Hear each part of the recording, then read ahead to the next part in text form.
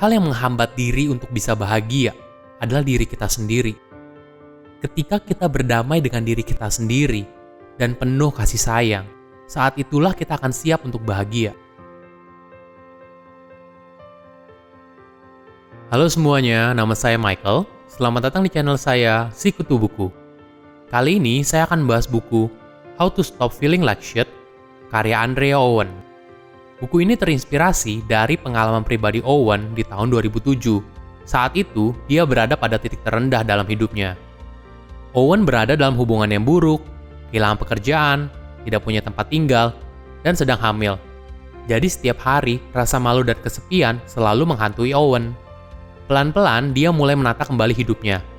Hingga sekarang menjadi life coach, pembicara internasional, dan juga penulis buku.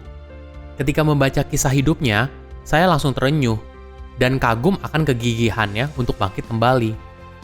Owen menuliskan 14 kebiasaan buruk yang membuat kita tidak bisa bahagia.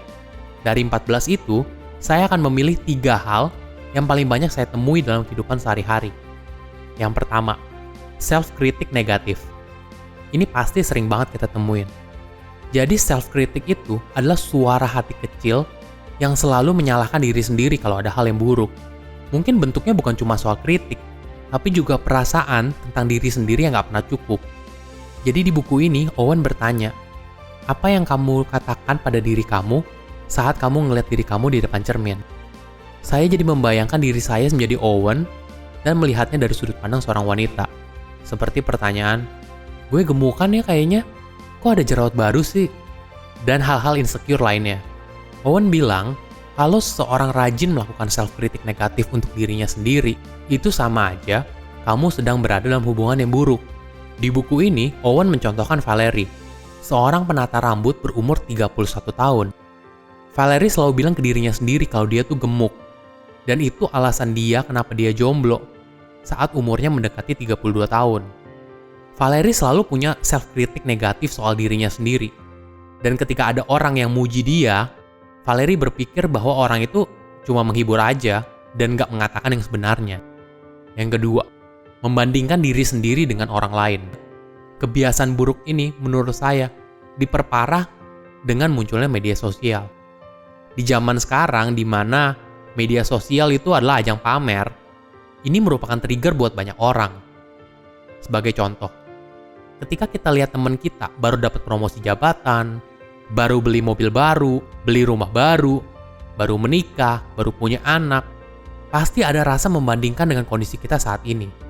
Kita merasa bahwa hidup mereka tuh sempurna banget. Padahal kenyataannya nggak seperti itu, karena hidup itu nggak seindah feeds Instagram. Ketiga, people pleaser dan approval seeker. Sadar nggak sih, kalau kita tuh sering buat berusaha nyenengin orang lain. Contohnya kayak kita selalu bilang iya, padahal sebenarnya kita lagi ngerasa enggak. Kita nggak bisa bilang enggak karena takut ngecewain. Mungkin bukan cuma berusaha nyenengin orang lain, mungkin kita juga berusaha untuk mencari validasi dari orang lain. Simpelnya gini, validasi itu perasaan ingin diakui atau dipuji oleh orang lain. Ini adalah langkah yang fatal. Kenapa? Karena kita menaruh kebahagiaan kita ke orang lain. Apa yang orang lain pikirin tentang kamu, itu adalah tanggung jawab mereka, dan bukan tanggung jawab kamu. Saat kamu sadar soal ini, kamu akan merasa bebas dan damai. Hal yang menghambat diri untuk bisa bahagia adalah diri kita sendiri. Ketika kita berdamai dengan diri kita sendiri dan penuh kasih sayang, saat itulah kita akan siap untuk bahagia. Silahkan komen di kolom komentar pelajaran apa yang kalian dapat ketika baca buku ini.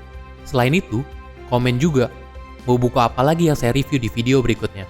Saya undur diri, jangan lupa subscribe channel YouTube Sikutu Buku untuk versi animasinya. Bye-bye!